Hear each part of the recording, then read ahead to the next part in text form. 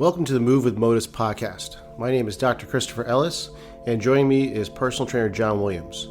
We are the owners of Motus Personal Training and Physiotherapy. Together, we will discuss any topic you can think of when it comes to training and rehab. From the carnivore diet to hip impingement, you can be sure that all your questions will be answered. Enjoy this week's episode. Okay, I think we're live. Do I look really fuzzy too? You look really young. Really young? Hey, well, that's my MO. You look good. Okay, great. All right, so recorded live in the pub shed. And today we're going to be talking about insulin, diabetes. You have your Bluetooth headphones synced up, right? Yes, I do. Okay, cool. All right, so I just read this awesome book called Why We Get Sick by Benjamin Bikman. I highly recommend it. This guy is a wealth of knowledge. And it just really opened my eyes to insulin. I've been doing a lot of research about insulin anyways.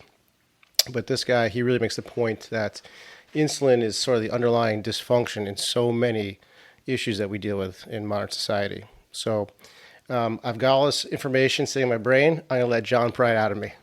Yeah, and I know nothing really about insulin.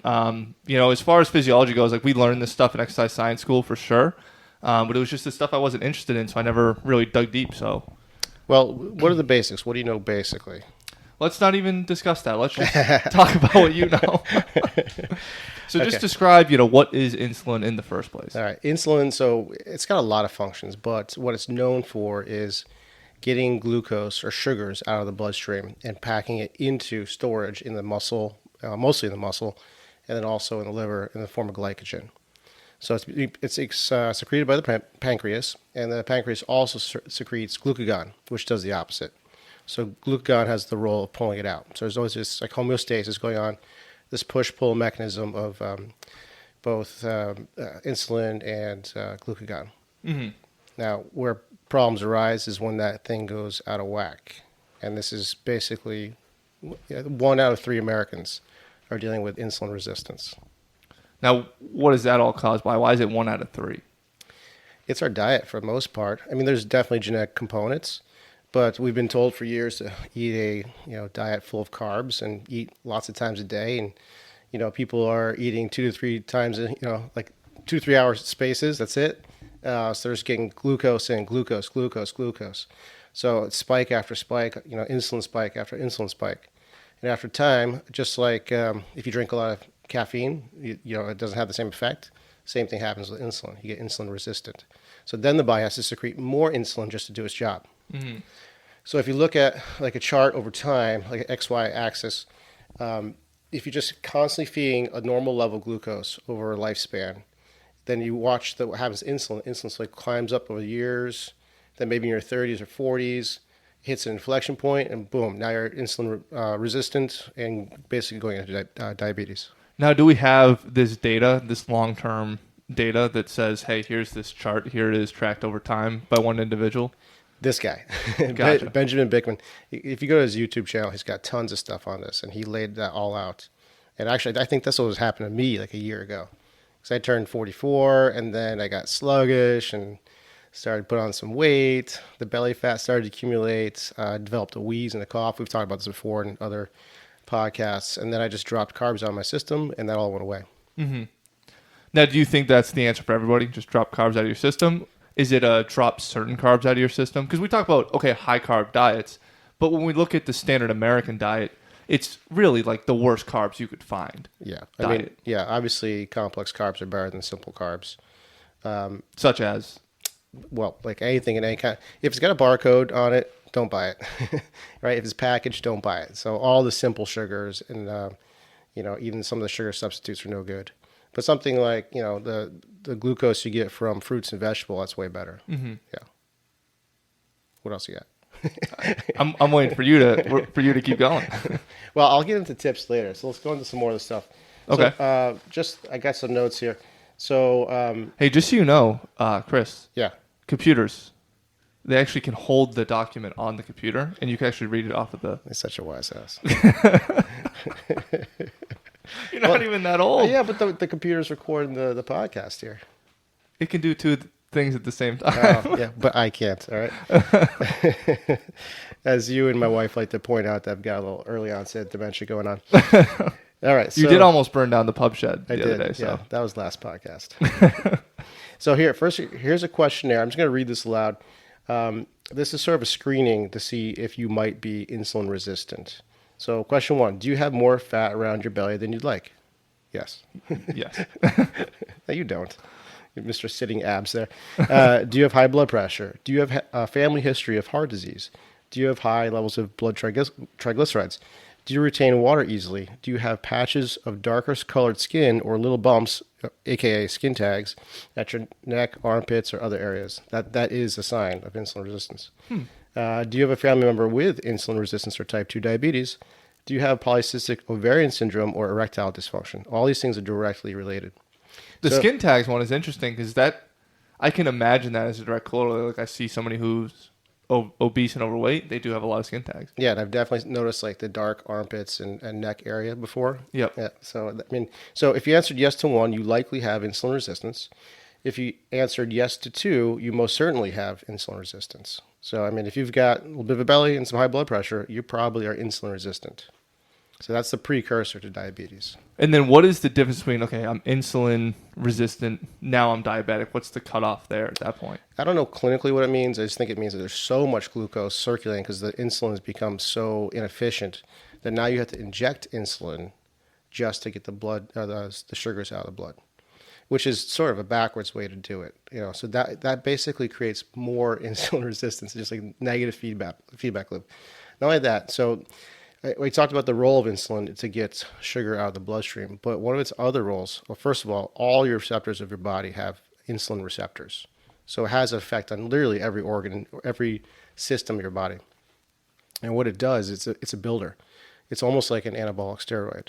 So if you have too much, it's going to build fat cells. You actually get hyperplasia or hypertrophy of fat cells.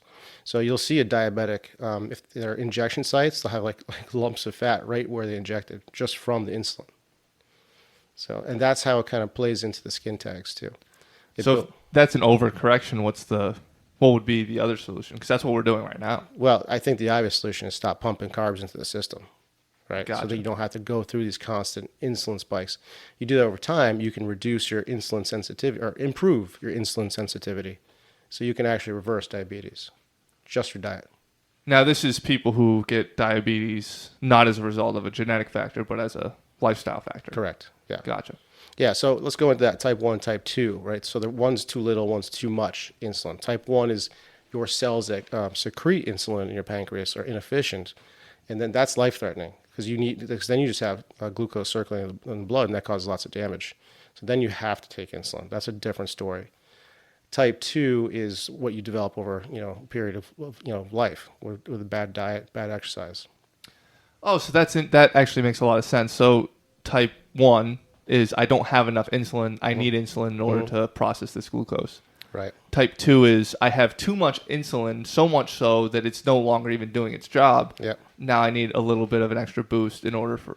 Yeah, you've induced too much insulin release from your diet, and now you're insulin resistant. Gotcha. Right. So, if type 1 is give them insulin because they don't have enough, why are we giving insulin to type 2 who already has too much, right? It's a little bit backwards. Yep.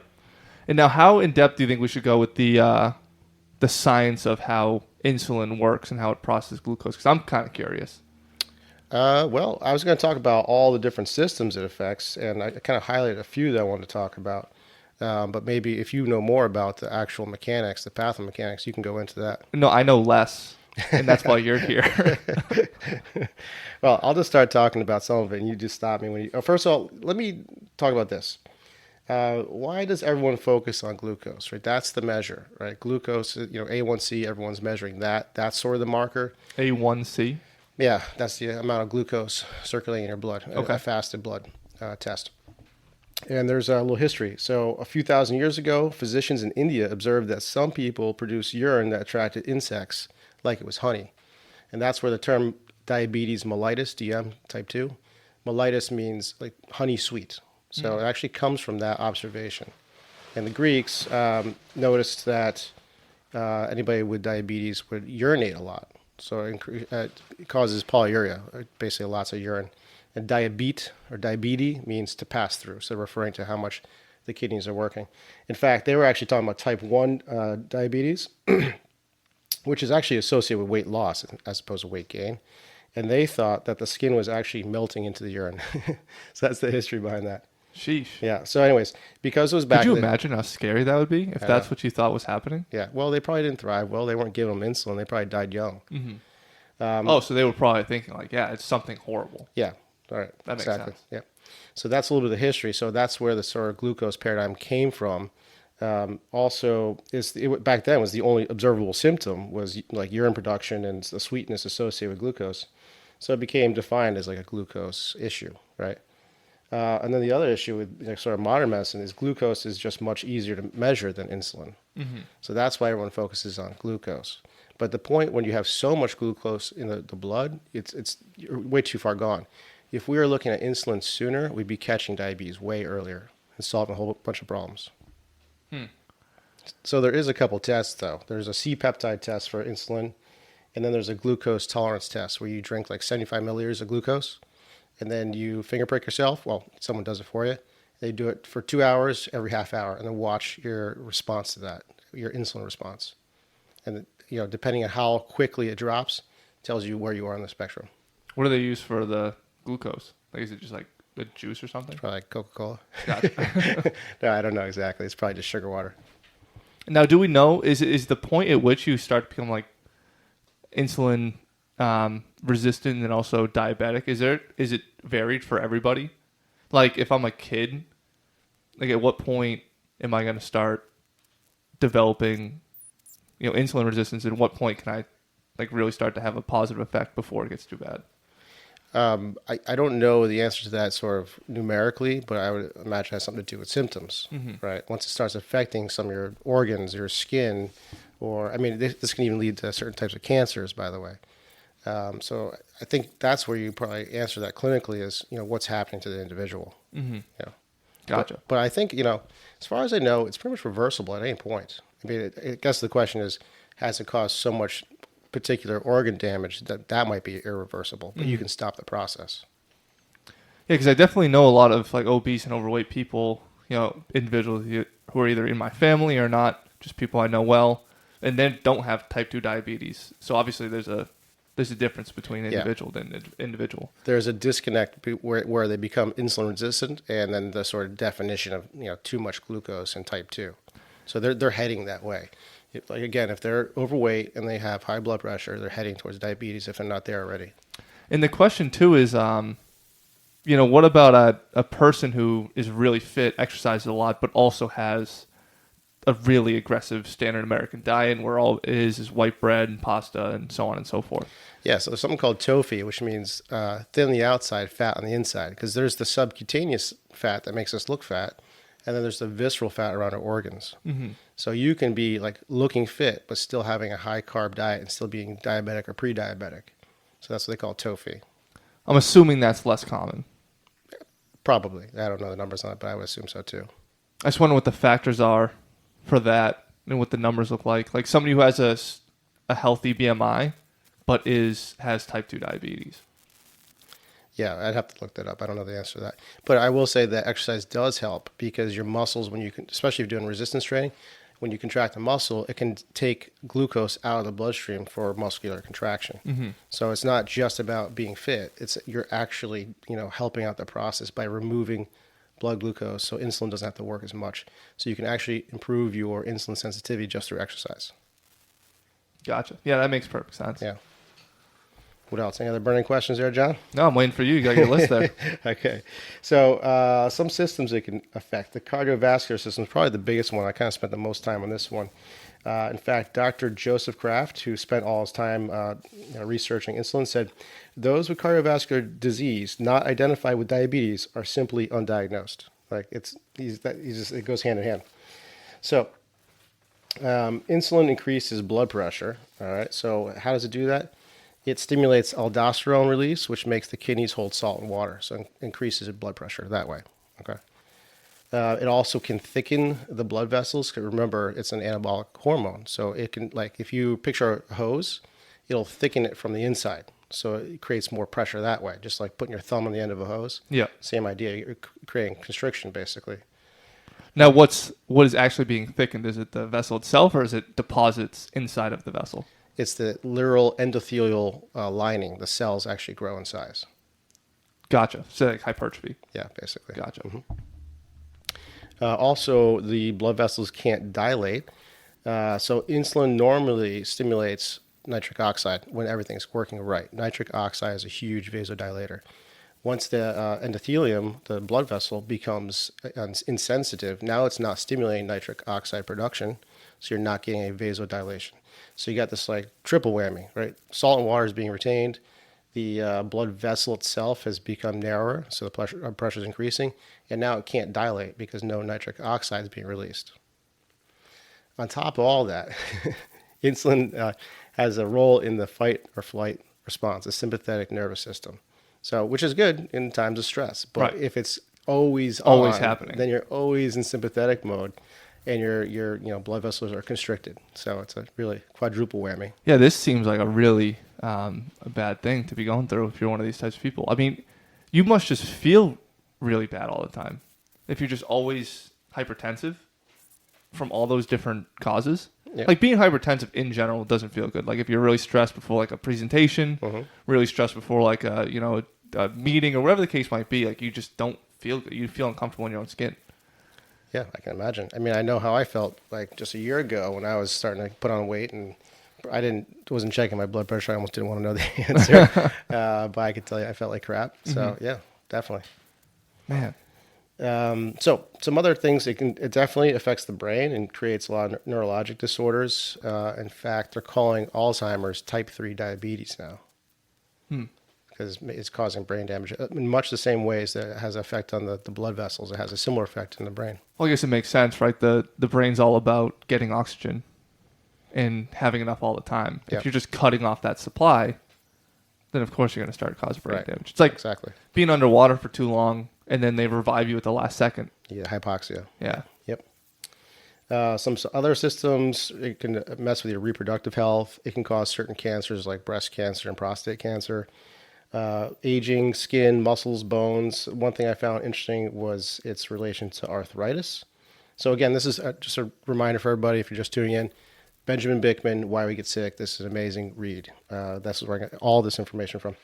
So your arthritis is basically a breakdown of cartilage, all right? And in the cartilage, there's an extracellular matrix that holds it together, and it needs glucose to work right, basically to maintain that matrix. So if you become insulin resistant, the cartilage weakens and also reduces the synovial fluid and creates inflammation. So, and we see that, if we look at someone's knee who's arthritic, there's like sugar just floating around, not being used. So there's a direct relationship right there. So, and then it can affect the GI system and the kidneys, which we kind of already talked about. And basically all that is what we call metabolic syndrome, that cluster of things that lead to, stroke, heart attack, those types of things.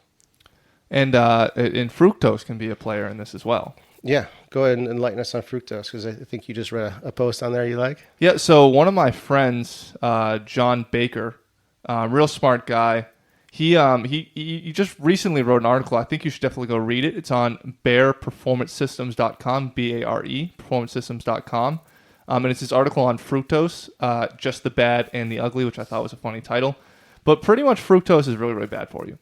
And one of the reasons it's so bad for you is because it's not like glucose in that it actually can get processed pretty easily.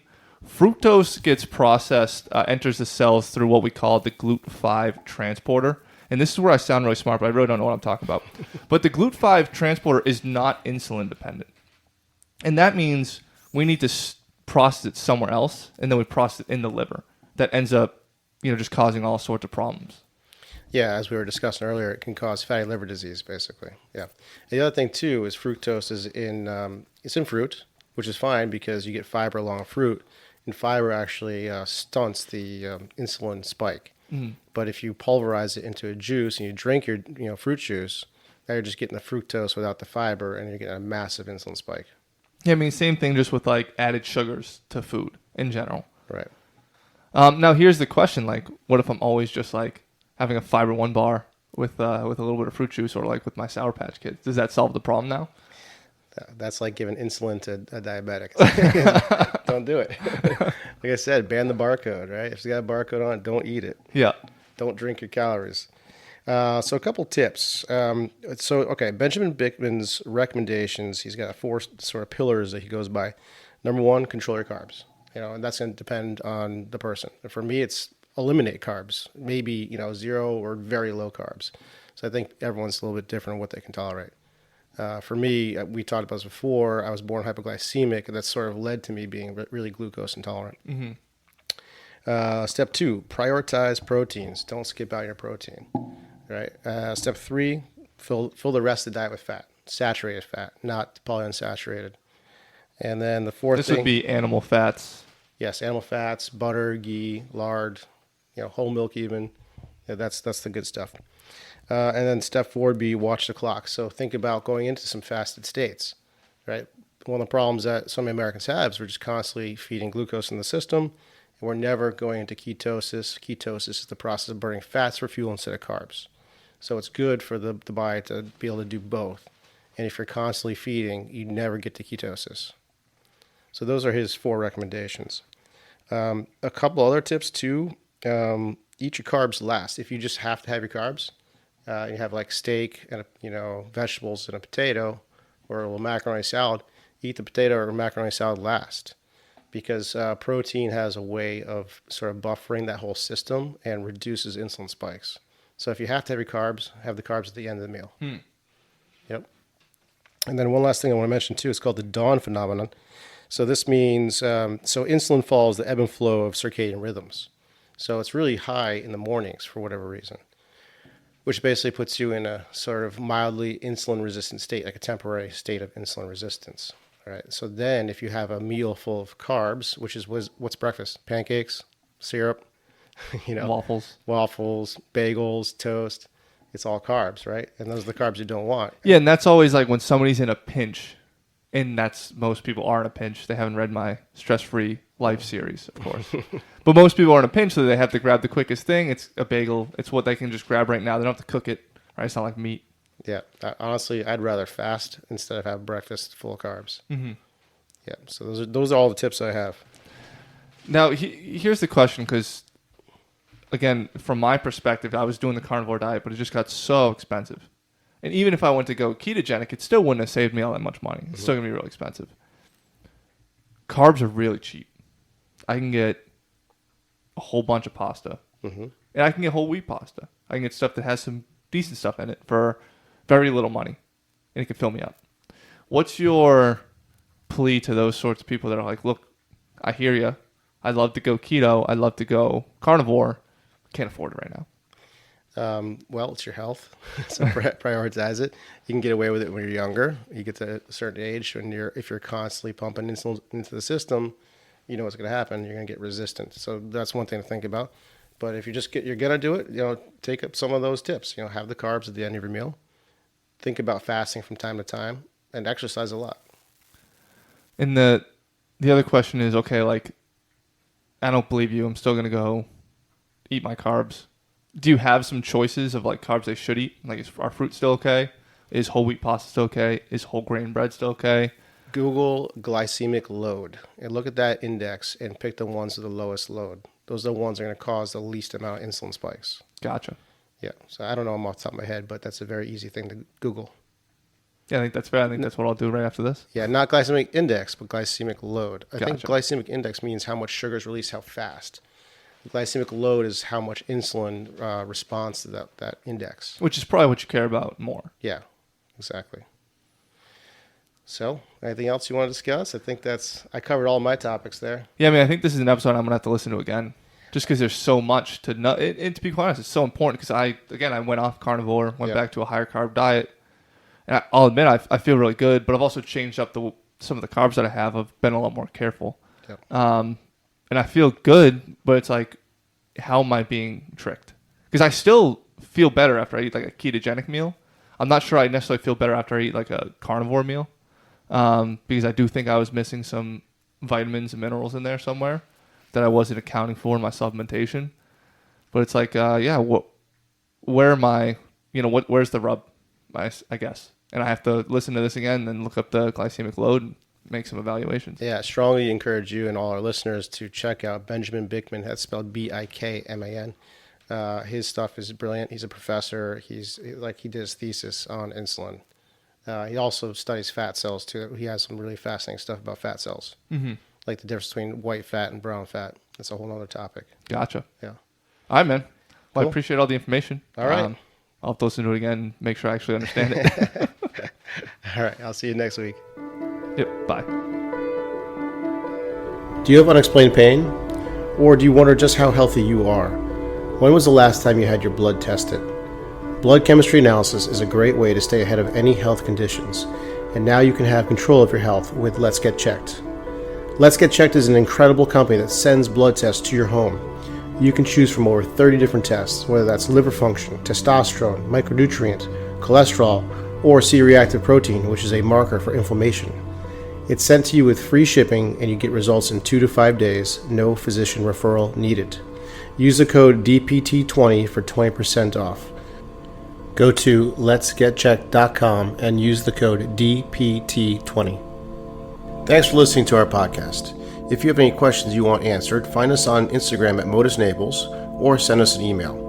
You can fill out a contact form on our website, which is motusnaples.com. Make sure to check out our blog and our shop as well, where there are downloadable programs that we'll continue to update. This is the Move with Motus podcast. We'll see you next week.